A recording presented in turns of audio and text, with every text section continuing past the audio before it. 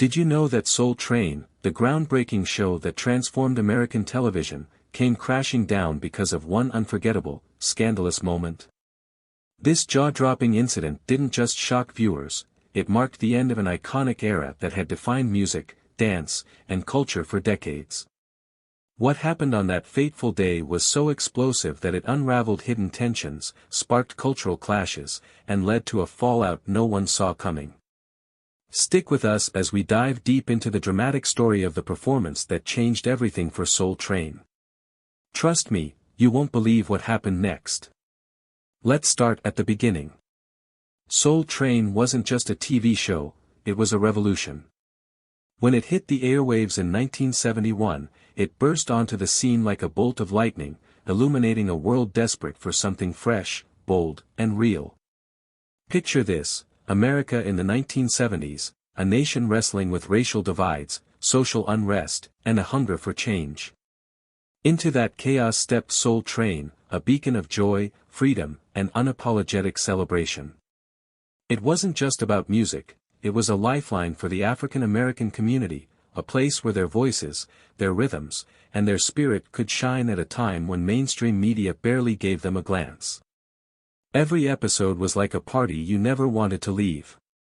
The studio pulsed with life, dancers gliding across the floor, artists belting out soulful tunes, and an energy so infectious it leaped through the screen and into living rooms across the country. From the funky beats of James Brown to the silky smooth vibes of Chaka Khan, Soul Train brought the best of black music to life. And it wasn't just the sound, it was the movement. Those dance routines, the legendary Soul Train line, turned every Saturday into a nationwide celebration. People didn't just watch, they felt it. They lived it. The show's magic came from its ability to blend music and dance into something bigger than itself. It was a stage for legends and newcomers alike.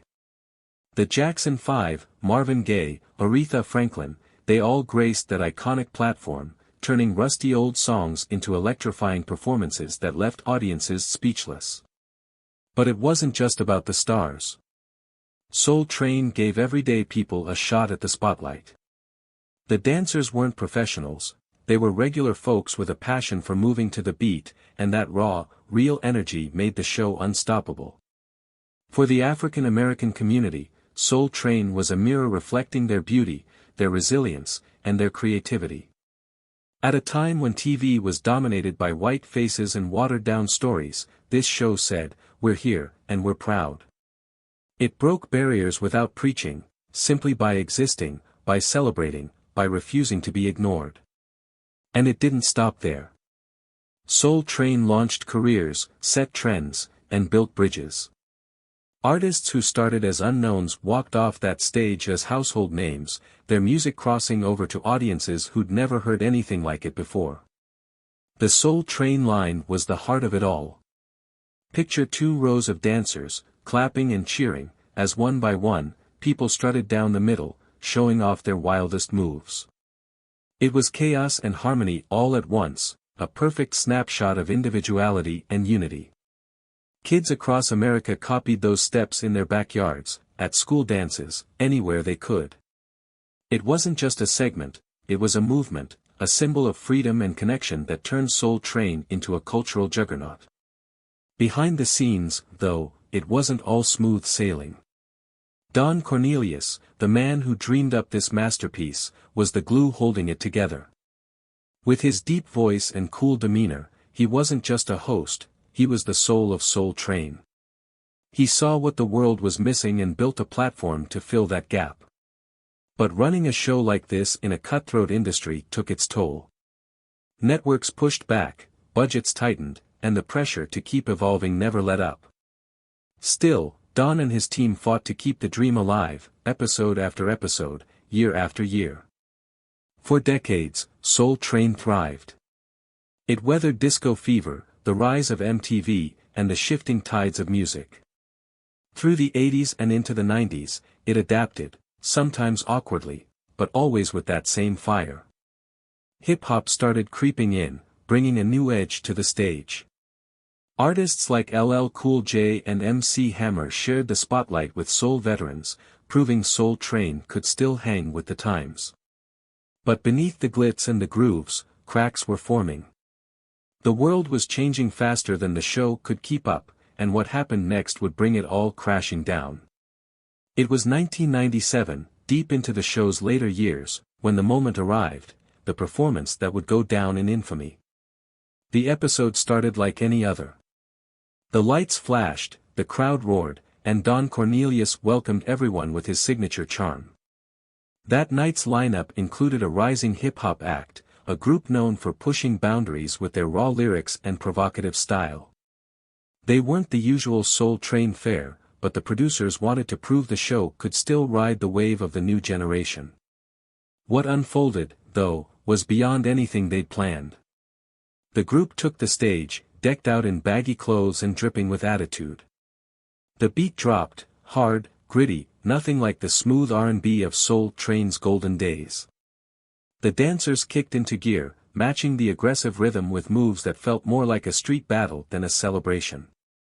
Then it happened. Halfway through the song, one of the rappers ripped off his shirt, tossed it into the crowd, and shouted a string of expletives that echoed through the studio. The dancers froze. The audience gasped. Don Cornelius, standing off stage, went pale. It didn't stop there. The lead rapper grabbed a microphone and launched into an unscripted rant, calling out the show, the industry, even the audience, for not keeping it real. He accused Soul Train of selling out, of clinging to an outdated vibe while the streets demanded something raw. The backup dancers, caught off guard, stumbled through the chaos as the crowd's cheers turned to murmurs of confusion. Security rushed in, but the damage was done. The cameras kept rolling, capturing every second of the meltdown. Backstage, pandemonium erupted. Producers scrambled to cut to commercial, but the feed aired live across the country. Don Cornelius, usually unflappable, stormed into the control room, demanding answers. How had this slipped through? Who approved this act? The tension that had been simmering for years, between the old guard and the new, between tradition and reinvention, exploded in that single, chaotic moment.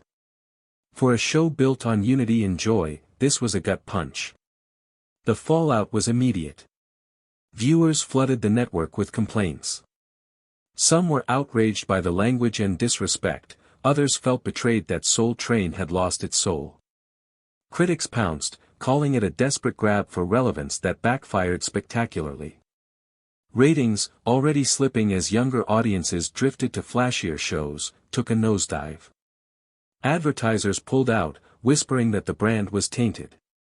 For the first time, Soul Train wasn't just struggling, it was bleeding. Don Cornelius tried to salvage things. The next episode opened with an apology, his voice steady but heavy with exhaustion. He promised a return to the show's roots, a recommitment to the music and spirit that had made it great. But the damage was deeper than words could fix. Behind closed doors, the team was fractured. Some blamed Don for not embracing change sooner, others pointed fingers at the producers who'd booked the act. The trust was gone, and with it, the magic. For years, Soul Train had been a tightrope walker, balancing legacy with evolution. That performance was the gust of wind that knocked it off. The show limped on for nearly a decade, but it was a shadow of itself. The energy felt forced, the dance floor less alive. Don stepped away from hosting in 1993, and though guest hosts tried to fill his shoes, the spark was missing. By 2006, after 35 years on air, Soul Train aired its final episode, not with a bang, but with a quiet fade. So what really ended Soul Train? Was it that one scandalous performance?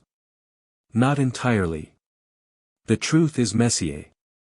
It was the clash of cultures, old soul versus new hip-hop, tradition versus rebellion, that had been brewing for years. It was the strain of staying relevant in a world obsessed with the next big thing. And yes, it was that moment of raw, unfiltered chaos that tipped the scales. The scandal wasn't the sole cause, it was the breaking point, the loud crack that signaled the end of an era. But here's the thing, Soul Train didn't just vanish. Its legacy lives on, etched into the DNA of music and dance. Those funky beats, those fearless moves, they echo in today's artists, from Beyoncé to Bruno Mars. The Soul Train line inspired dance challenges that light up TikTok, proving its spirit still grooves through the culture. And for those who grew up watching, it's more than a memory, it's a feeling, a reminder of a time when a TV show could unite millions in rhythm and pride. Don Cornelius once said, "We got soul," and he was right. Even after the scandal, the struggles, and the final curtain, Soul Train's soul endures. It showed the world what happens when passion meets purpose, when a stage becomes a movement. That infamous performance may have marked its downfall, but it can't erase what came before, a revolution that danced its way into history. So the next time you hear a funky beat or see a line of dancers letting loose, tip your hat to Soul Train. It's still out there, somewhere, keeping the groove alive.